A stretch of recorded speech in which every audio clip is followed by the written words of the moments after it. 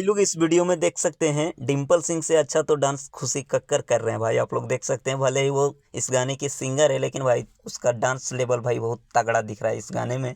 आज जो गाना आया है खेसारी लाल यादव का भाई कृष्णा बेदर्दी के बोका म्यूजिक चैनल से, उसी गाने का इवेंट रखा गया है भाई पटना में।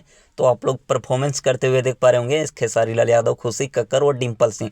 और भाई एक से एक कह सकते हैं सेलिब्रिटी, रील सेलिब्रिटी वहाँ पे पहुंचे हैं। आप लोग को रील देखने को मिल जाएगा बैक टू बैक। जितने भी खेसारी लाल यादव के फैंस हैं आप लोग बने रहिएगा वीडियो में।